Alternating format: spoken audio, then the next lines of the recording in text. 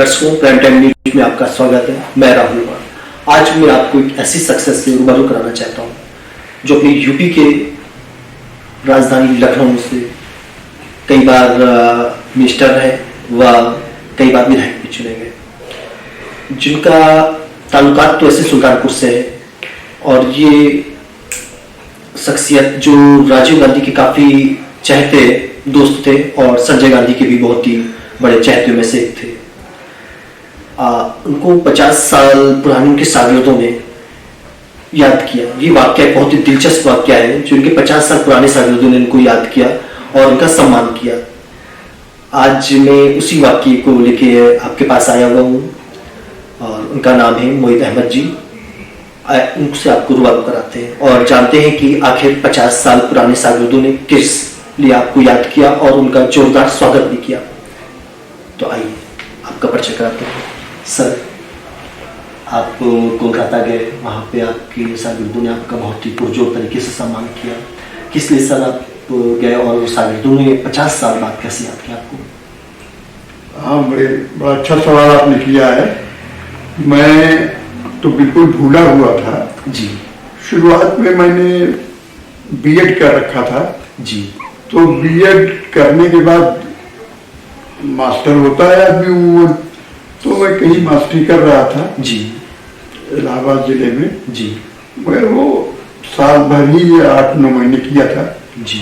तो मेरे एक ब्रदर इन लॉ है, वो पहले गए किशनगंज जी। तो किशनगंज में हमने कहा किशनगंज, तो उन्होंने बताया कि किशनगंज में एक सैयद हसन साहब हैं जी, रहने वाले तो बिहार पटना के पास के हैं जी, मगर उन्होंने सर्वे किया पूरे बिहार का जी। तो सबसे बैकवर्ड इलाका उनको किशनगंज मिला बिहार में जी। तो उनको तालीम से लगाव था और जामिया मिलिया नई दिल्ली में जी वो रहे हैं, पढ़ाया है उन्होंने। और जाकिर हुसैन साहब से हमारे पूर्व राष्ट्रपति और जो बानी है जामिया मिलिया के जी फाउंडर, उनके से वो बहुत मुतासिर थे, बड़े प्रभावित थे। तो वो बहुत काबिल आदमी थे। उनका नाम था सैयद हसन। वो अमेरिका में भी रहे और अमेरिका में भी उन्होंने तालीम की शिक्षा विभाग में ही काम किया और पढ़ने पढ़ाने का उनका शौक था। किताबें भी लिखी थी। पर एक शख्सियत थी जी। तो जो किशनगंज जैसे बैकवर्ड इलाके में गए स्कूल खोलने, तो लोगों ने कहा अमेरिका से आए हैं, जामिया मिलिया में रहे हैं जी, डॉक्टर हैं, डॉक्टर सैयद हसन साहब। तो उन्होंने एक बुनियाद रखी जी, एक स्कूल की छोटे बच्चों से लेकर जी। और वो मिशनरी टाइप के आदमी थे जी। उन्होंने खुद हर काम बहुत सलीके से जा करके बच्चों को बटोर करके एक स्कूल खोला, प्यार मोहब्बत उन बच्चों को दिया और वो अपने ही तरीके से कुछ टीचरों को भी बुलाना चाहते थे जी। तो मेरे ब्रदर अल्लाह थे खालिद सैफुल्लाह साहब जी, वो भी तालीम की फील्ड में अभी भी काम कर रहे हैं। आज भी वो हसवर में है जी, एक इदारा है बहुत अच्छा तालीम का जी, इंटर कॉलेज है। तो आज मुझे बात हुई तो भी पता चला कि वहाँ है। तो सैयद हसन साहब ने उनको पहले बुलाया, मेरे ब्रदर इन लॉ को। वो जानते रहे होंगे, उन्होंने अच्छी से एक खत लिखा जी। तो उससे मुतासिर होकर के वो आए तो उन्होंने मुझे बुलाया कि भाई आप आ सकते हैं तो आ जाइए, अच्छा खिदमत की जाए। उस वक्त नौकरी का जज्बा नहीं था जी, कमाने का भी जज्बा नहीं था जी। और सैयद हसन साहब शुरुआत में क्या देते थे एक कुछ तय नहीं था जी। हम लोग लग गए थे जी। तो उस स्कूल में पढ़ा, सैयद साहब के गाइडेंस में जो हम लोगों ने पढ़ाया जी, उनके गाइडेंस का असर था कि 50 साल पहले जो हमारे स्टूडेंट्स रहे हैं जी, अब वो उन्होंने हम लोगों को बुलाया। और यही नहीं, हम लोग चूंकि जब स्कूल खुला था तो हम लोगों का नाम आने वाली नस्लें भी, यानी जो सन 80 के, सन 82 के, सन 78 के, 75 के, यानी सन 60 तक के जो बच्चे थे वो हम लोगों का नाम सुनते थे कि इन लोगों ने यहाँ काम किया है जी। तो उस वजह से कलकत्ता में हम लोगों के पीरियड के भी स्टूडेंट्स आए और बाद के भी पीरियड के आए जी। और जो मौजूदा पढ़ा रहे हैं वो भी स्टूडेंट्स आए जी। और सारे टीचर्स जो बदलते रहे जी। वो लोग भी आए जी। और तो अच्छी खासी एक 250 की लोगों की स्ट्रेंथ थी और बड़ा अच्छा सम्मेलन 14-15 जी। 2 दिन का सम्मेलन था। 13 को बुला लिया था, अच्छा। 16 को हम लोगों को बड़ी खातिर के साथ वापस किया जी। बड़े इनामात के साथ जी। और उस वक्त के स्टूडेंट्स के अंदर अपने जमाने के टीचर्स के प्रति कितनी इज्जत है जी। वो उन लोगों के प्रोग्राम से पता चला। मुझे तो आपको कैसा महसूस हुआ, क्या फीलिंग आई आपको? मुझे तो ये फीलिंग आई कि ये सैयद साहब की देन थी जी। कि जो टीचिंग दी गई जी। उस टीचिंग का असर था जी। कि वो बच्चे आज भी याद करते हैं भाई मैंने दूसरे में पढ़ाया है जी। हमने पढ़ा भी है जी। ना हम किसी टीचर को याद करते हैं ना वहाँ का टीचर मुझको याद करता है जी। ना बाद के स्टूडेंट मुझे याद करते हैं ना मैं अपने स्टूडेंट्स को याद करता हूँ।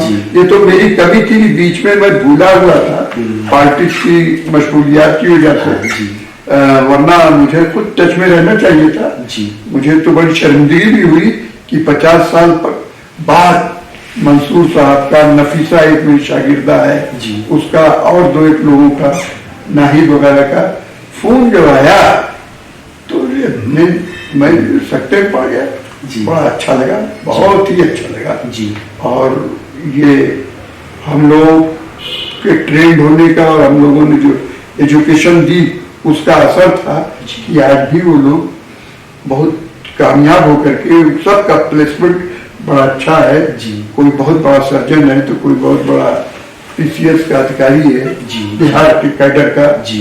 कोई और डिपार्टमेंट में है, कोई इनकम टैक्स में, कोई सब कामयाब जिंदगी है और बहुत से रिटायर हो गए। जी। जी। जी। तो मुझे तो बड़ी खुशी हुई कि हमारे पीरियड के अच्छे लड़के सब रिटायर होने के बाद मुझे बुला रहे हैं, तो ये तो बड़ी बात है। जी। अरे बच्चों से जुड़ा हुआ कोई यादगार पल जब आप पढ़ाते थे तो उतने टाइम कोई ऐसी घटना घटी जो आपको जीवन भर याद रही? जी हाँ, ये छोटे बच्चे थे और हिंदुस्तान भर से लोग आए थे जी। कोई गुजरात से, कोई पटना से, कोई कलकत्ता से जी। तो कलकत्ता और कलकत्ता के लड़के कहने मैं तो फर्स्ट बच्चा हूँ सर। तो उन बच्चों ने जो इस वक्त एजेड थे जी। याद दिलाया और वो बच्चे भी हॉस्टल था चूंकि तो बड़ा इंटीमेशन था, साथ खाना खाते थे, साथ उठते थे, साथ बैठते थे, साथ रहा जाता था। तो टीचर और टाट का जो रिश्ता वाकई लोगों ने किताबों में लिखा है वो वहाँ प्रैक्टिकली में हो रहा था, वो मैंने देखा जी। जी। अच्छा, और आपके बारे में कहा जाता है कि आप राजीव गांधी जी के बहुत अच्छे मित्र थे, उनसे जुड़ा कोई वाक्य बताएं जो हमारे दर्शकों को बड़ा दिलचस्प लगे, जो ऐसी चीज जो राजीव गांधी जी के बारे में ना हम लोग जानते हो? भाई राजीव गांधी जी, मैं तो सच पूछे तो संजय गांधी ने मुझे जी अपने चुना जी, पहला टिकट 80 में दिया उन्होंने जी, मगर बदकिस्मती से उनकी मौत हो गई एक्सीडेंट, हवाई जहाज के एक्सीडेंट में जी। और फिर इंदिरा जी से भी ताल्लुक था तो राजीव गांधी को हम लोग ले प्रेशर पड़ा जी, तो राजीव गांधी पॉलिटिक्स में आए जी। और वो जो मोहब्बत उन्होंने दी है अब कोई लीडर अपने वर्कर को नहीं दे सकता। तो मैं तो राजीव गांधी की मोहब्बत का बड़ा कायल हूँ और उसको याद करके मैं तो काफी संजय गांधी की भी मौत पर और राजीव गांधी की मौत पर रोया हुई हूँ जी। और राजीव गांधी ने एक बार मुझसे कहा कि आपको आपकी एमपी लड़ाना है। जी। तो मुझे डर था कि कहीं एमपी मार न जाए, जी। और विधायकी मेरी श्योर शॉट है, तो मैंने इनकार किया। वो यह गलती तो मैं ये महसूस कर रहा हूँ। दूसरे एक बार मैं गया दिल्ली में, मेरे भाई छोटे भाई की शादी थी, तो कार्ड मैंने दिया, तारीख बताई, तो ऑफिस में उन्होंने नोट आउट किया, डायरी वायरी देखी अपनी, तो बुलाया जज साहब को, उनके पीएस थे उस वक्त। फिर मैं इसमें प्रोग्राम लगाओ, तो उसने बताया ये प्रोग्राम तो सब लगा हुआ, कहीं कोई बात नहीं, आप शाम की फ्लाइट से लखनऊ और लखनऊ से सीधे मेरे गांव दोस्तपुर हम जाएंगे। आज भी वो फोटो लगी हुई है राजीव गांधी की, मेरे गांव में मेरे घर पर रात में पहुंचे। मेरी डीएम से उस वक्त की पट्टी नहीं थी, तो डीएम नहीं चाहते थे कि राजीव गांधी जाए किसी तरह से, तो राजीव गांधी की टेबल पर मेरे भाई की जिसकी शादी थी उसके खिलाफ एक फर्जी क्रिमिनल हिस्ट्री बना के भेजती और पहुंच गई दिल्ली। राजीव गांधी पढ़ा और उसकी कोई नोटिस नहीं ली। जबकि राजीव गांधी के आने की वजह से लोग कप्तान से भी कहते थे, आईजीपी डीआईजी भी कहते थे कि भाई ये कार्ड मुझे भिजवा दीजिए। तो राजीव गांधी सीधे आए और तो गांव में रहे 2-2.5 घंटे 3 घंटे। तो साथ लौट गया डीएम के उस पर, और कोई नोटिस नहीं दी। तो इतना मानते थे कि एडमिनिस्ट्रेशन के सारे गलत रिपोर्ट के बाद भी राजीव गांधी खुद गाड़ी चला करके लखनऊ से, वो गाड़ी खुद चलाते थे। बताइए, बहुत बड़ी बात थी। लोग पहुंचे वहाँ 200 किलोमीटर। हाँ, तो और सबसे मिले, वो घर में सबसे मिले लोगों से। तो ये मोहब्बत थी उनकी। बिल्कुल। आज कोई लीडर किसी कोई बुला नहीं सकता है। हाँ, चाहे वो सपा का हो, बसपा का हो, कांग्रेस का हो। मैं तो कांग्रेस को भी कह रहा हूँ, आज वो बात नहीं। फिर भी है ताल्लुक उस फैमिली से, तो है। मुझे अरुण नेहरू उन दिनों नंबर 2 के थे, तो उन्होंने कहा मुहित तो कश्मीर चले जाओ, चाय की दुकान पे किसी को मत बताओ कि मैं एमएलए हूँ। हर जगह चाय की दुकान बैठो और रिपोर्ट लो कौन लीडर कैसा है। तो उन्होंने मुझे भेज दिया राजीव गांधी के पास। फोन किया, मेरे फोन नहीं किया, अभी चले जाएंगे 7 बजे। मैंने राजीव गांधी को तो भेज रहे हो कश्मीर?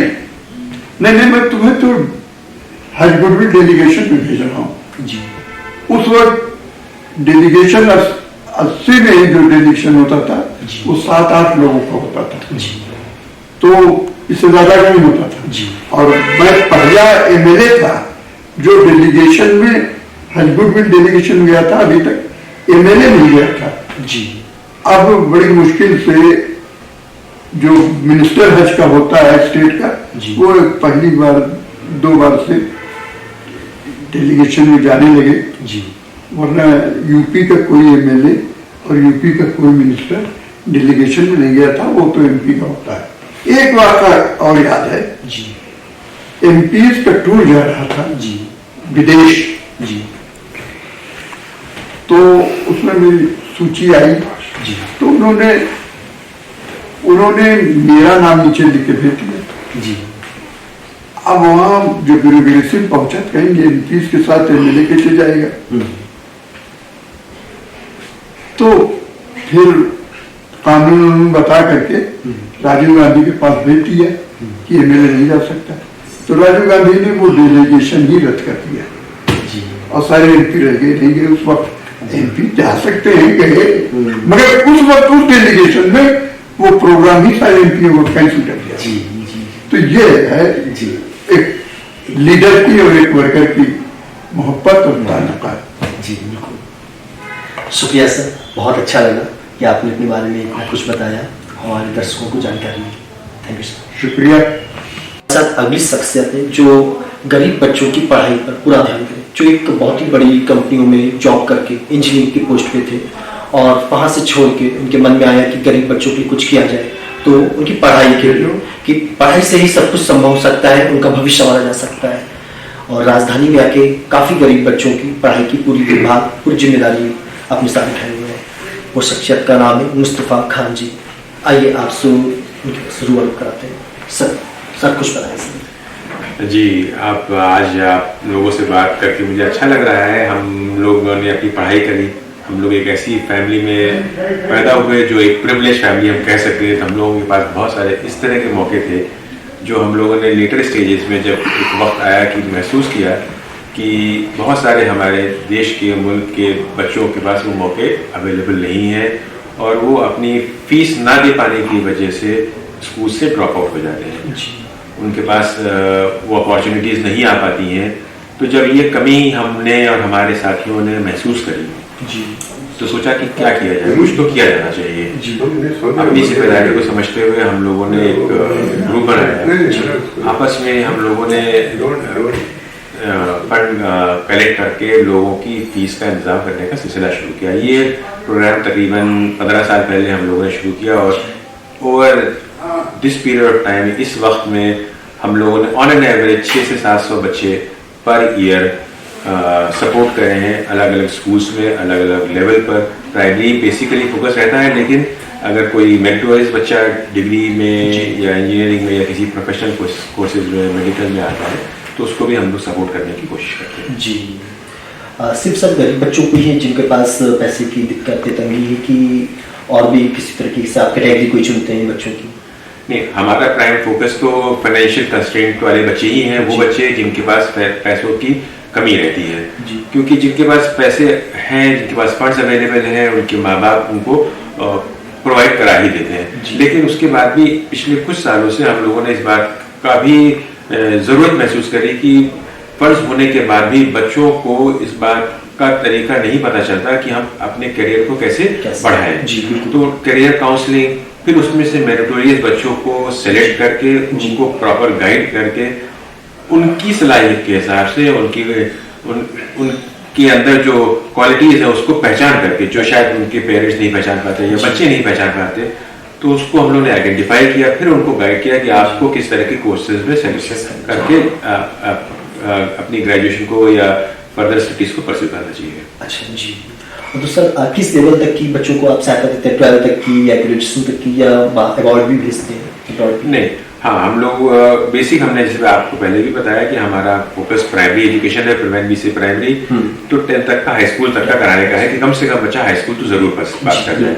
हाई स्कूल के बाद फिर 12th भी करीब सारे बच्चे हम लोगों के सपोर्ट से हो ही जाते हैं। 12th के बाद फिर हम थोड़ा सा पिछले 5 सालों से हम लोगों ने बच्चों को सेल्फ मोटिवेट करके ये बताने की कोशिश करी कि अब आप अपनी मेहनत से करिए। तो उनको हेल्प तो हम लोग करते हैं, लेकिन हेल्प करने के हमारे अलग अलग प्रोग्राम्स हैं।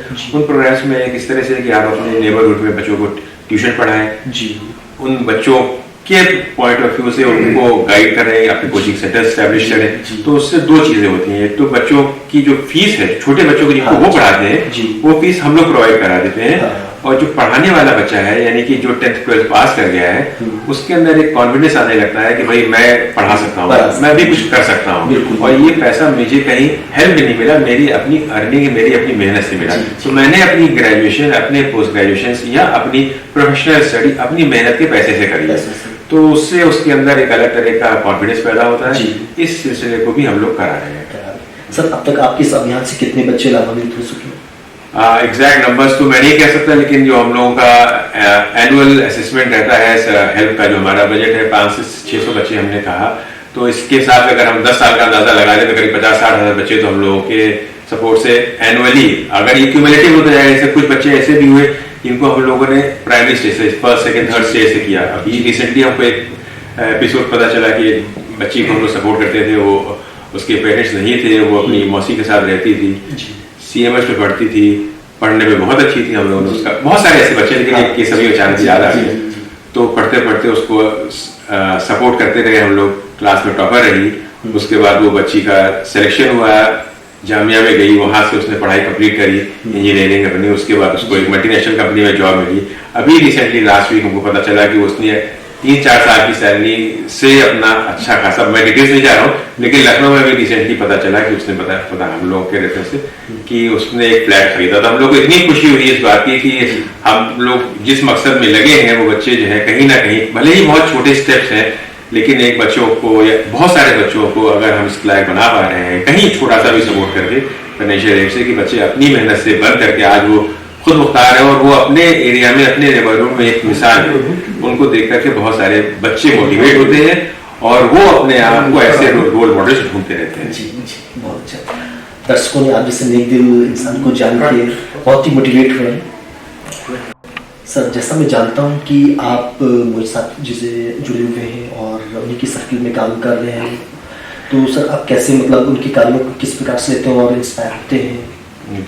जी, मैं इस बात के लिए बहुत खुश हूँ और खुश नसीब अपने आप को समझता हूँ कि मुझे साहब जैसे या और बहुत सारे ऐसे मेंटर शहर में हैं जो हम लोगों को वक्त वक्त पर गाइड करते रहते हैं, सपोर्ट करते रहते हैं, कि वो खुद एक एजुकेशनिस्ट हैं, उनके अपने बहुत सारे स्कूल्स चल रहे हैं और उनकी मोटिवेशन से हम लोगों को अपना काम करने के साथ साथ इस तरह के बच्चों को या एजुकेशन फील्ड में लोगों को सपोर्ट करने का हौसला मिलता है। जब हम लोगों को ये लगता है कि पता नहीं हमारा काम कैसा हो रहा है, और जब हम मोहित साहब के साथ आके बैठते हैं तो हमारे अंदर एक अलग तरह की एनर्जी आ जाती है।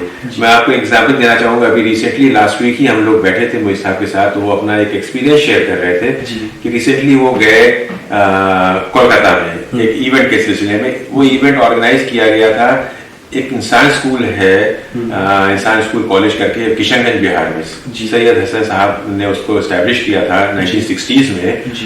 तो वही साहब वहां पढ़ाने गए अपने स्टार्टिंग करियर के टाइम पर, पढ़ाया उन्होंने, पढ़ा करके वो अपनी दूसरी मसले इख्तियार में लग गए कुछ सालों बाद। रिसेंटली उनके पास कॉल आई वहां के स्टूडेंट से, वो स्टूडेंट्स जो आज हम लोगों की एज में होंगे, शायद हमसे भी बड़े हैं, तो अपनी जिंदगी में वो बहुत कुछ अचीव करके वापस आए और उन्होंने अपना एक एलुमनाई एसोसिएशन के थ्रू मोहित साहब या इनके जैसे तमाम वो टीचरों को ढूंढ के निकाला और उनको ऑनर किया। तो ये स्टोरी इतनी स्ट्राइकिंग थी कि हमारे, आज भी मैं आपसे बता रहा हूँ तो मुझे गूज़बम्प्स हो रहे हैं, मुझे अच्छा लग रहा है कि आज ऐसे स्टूडेंट्स हैं और ऐसे टीचर्स हैं जो उन लोगों को याद करते हैं और उन लोगों के लिए दुआ करते हैं, उनको बुलाते हैं, उनको ऑनर करते हैं। क्योंकि ये रिश्ता अब कमर्शलाइजेशन के जमाने में ये तकरीबन हमें लगता है कि खत्म हो गया, जो गुरु और शिष्य का रिश्ता था, उस रिश्ते की ये जिंदा मिसाल है ये इवेंट। ये स्कूल के टीचर्स भी और वो स्टूडेंट्स भी, जिन स्टूडेंट्स ने आप जैसे शख्सियत साथ बैठ करके शिक्षा ग्रहण करी, पढ़ाई करी। बहुत अच्छा इवेंट, बहुत, मेरा तजुर्बा बहुत ही अच्छा रहा ये सारी चीजों के बारे में। Thank you sir, thank you. अब हमारी अगली कड़ी में एक बहुत ही बड़ी शख्सियत है जो यूपी पावर कॉर्पोरेशन में चीफ इंजीनियर के पद से रिटायर हुए हैं और वो भी एक बहुत ही अच्छे तरीके से समाज सेवा कर रहे हैं और हमारे मोहित साहब जी से भी बहुत ही इंस्पायर हैं। आइए उनसे भी जानते हैं कि आप किस तरीके से मोहित साहब से इंस्पायर हैं। जी, सबसे पहले तो मुझे आपका धन्यवाद करूं, और चूँकि मोहित साहब जो हैं हमारे गुरुओं में से हैं और इन्होंने हमको, अभी ये गए थे रिसेंटली इंसान स्कूल कलकत्ता जहाँ पे वो सेलिब्रेशन हुआ था, उसमें इनको कॉल किया गया था, तो इन्होंने अपनी सारी बातें बताई जो कि आप ये बता चुके हैं। तो सैयद हसन साहब जिनके बारे में इन्होंने जिक्र किया और जिनके बारे में हमें जो मालूमात है, जैसा कि इन्होंने बताया, वो रियली उनका बहुत ज़बरदस्त कंट्रीब्यूशन और डेडिकेशन रहा है, जो कि 50 साल के बाद आज उसका फल लोगों को मिला है। और मतलब हम ये वो रियली सैयद हसन साहब ट्रूली कहना चाहिए कि ह्यूमैनिटी के लिए, और जो कुरान कहता है कि इल्म हासिल करो, उसके लिए बिल्कुल उसी के मुताबिक वो अपना जिसको किया है उन्होंने। और इनसे जो उन्होंने इतना बड़ा अचीवमेंट किया है इंसान स्कूल में सैयद हसन साहब ने, और इतने उनके और स्कूल हैं, कॉलेजेस हैं और बहुत से इंस्टीट्यूशन उन्होंने डेवलप किए हैं, उससे हम लोगों को एक प्रेरणा लेना चाहिए कि भाई वाकई में इस तरीके के लोग अभी समाज में मौजूद हैं और जो इस तरीके का काम कर रहे हैं ह्यूमैनिटी के लिए। और एजुकेशन इज द बैकबोन, समझ लीजिए, अगर एजुकेशन है तो आप कि इकोनॉमिकल कंडीशन, फाइनेंशियल कंडीशन कह लीजिए, सोशल अपलिफ्टमेंट सब उसके साथ जुड़ा हुआ है। तो बहरहाल उनका कंट्रीब्यूशन वाकई में मिसाली है। बल्कि एक तरीके से यूँ कहा जाए कि चूंकि मेरा ताल्लुक अलीगढ़ मुस्लिम यूनिवर्सिटी से है और मैं उसका वाइस प्रेसिडेंट हूँ यहाँ लखनऊ में, तो जिसको हम कहते हैं अलीगढ़ वो सर सैयद स्पिरिट, तो सैयद हसन साहब में वो सर सैयद स्पिरिट थी। क्योंकि सर सैयद ने क्या किया था, उन्होंने भी जो मदरसा बनाया था ना, और आज की तारीख में इतना बड़ा इंस्टीट्यूशन खड़ा हुआ है, तो वाकई में उनके अंदर भी वो सर सैयद स्पिरिट थी। बल्कि अगर मैं ये भी कहूँ कि वो सैयद हसन साहब जो हैं वो ईस्ट के सर सैयद से ये कम नहीं होगा, बिल्कुल जी, क्योंकि उनका इतना बड़ा कंट्रीब्यूशन रहा है जी। और मैं ये आशा करता हूँ कि आने वाले समय में भी कि उसके जो और बानी लोग हैं तो वो उसको और आगे तक बढ़ाएंगे जी। बिल्कुल, थैंक यू सर। आप पूर्व जज हैं और ये भी हमारे जो मोहित अहमद जी जो पूर्व मंत्री, उनसे ही ग्रुप में जुड़े हुए हैं और उनके साथ मिलकर समाज सेवा कर रहे हैं। और अभी जो मोहित अहमद जी कोलकाता में सम्मानित किए गए हैं, आइए आपसे जानते हैं कि उनसे कैसे आप इंस्पायर होते हैं और क्या काम कर रहे हैं समाज के लिए। सर कुछ आप हमारे दर्शकों को बताएंगे। जी, मुझे बड़ी खुशी है कि मैं उस अंजुमन का हिस्सा हूँ जिस अंजुमन में लोग तालीम की खिदमत, इंसानी खिदमत पर रवा दवा है। अभी हाल ही में मोहित साहब पूर्व मंत्री का जाना हुआ कलकत्ता में, और वह फंक्शन था इंसान स्कूल के मैनेजमेंट की तरफ से, और उसकी खास बात ये थी कि स्टूडेंट्स ने अपने टीचर्स को सम्मानित किया और उनको एजाज़ दिया और उन यादों को फिर से ताज़ा किया जो वो दिनों रात उनके साथ गुजारे थे। ये चीज़, कई चीज़ें हमको पैगाम मिलता है। एक तो ये है कि मेमोरीज आर इमॉर्टल, कभी खत्म नहीं होती। इंसान दुनिया चला जाता है लेकिन यादें हमेशा बाकी रहती हैं। बिल्कुल सर। यादें इंसानी इर्तिका का जो दैन है, जो आज इस कायनात में हैवानात और इंसान में फ़र्क है, वो सिर्फ ये है कि इंसान के पास लिटरेचर है, उसके पास यादें हैं, उसके पास आगे बढ़ने का एक तरीका उसने ईजाद कर रखा है। बात होगी इंसान स्कूल की, जिसको सैयद हसन साहब ने तामीर कराया, जिसकी फाउंडेशन रखी। और सैयद हसन साहब एक ऐसी शख्सियत बिहार की थी जो इंस्पायर हुए, जाकिर साहब ने जो इंस्पायर हुए सर सैयद अहमद खान से, और उन्होंने एक स्कूल कायम किया जो आज हिंदुस्तान के अंदर उन तालिब इल्मों को पैदा कर रहा है जो हर तरफ इल्म की रोशनी से लोगों को इंस्पायर कर रहे हैं, लोगों को आगे बढ़ने का एक मोटिवेशन दे रहे हैं, मोहरे दे रहे हैं। तो बहरहाल मुझे बड़ी खुशी है कि मैं मोहित साहब जैसी शख्सियत के साथ वक्त गुजारता हूँ। हम लोग साथ खेलते भी हैं, साथ सारी तालीमी कारवा में हिस्सा रहते हैं। मोहित साहब कई स्कूल, कई कॉलेजेस चलाते हैं और उनका बड़ा कंट्रीब्यूशन है। और बहरहाल हम भी उस मुहिम में हैं।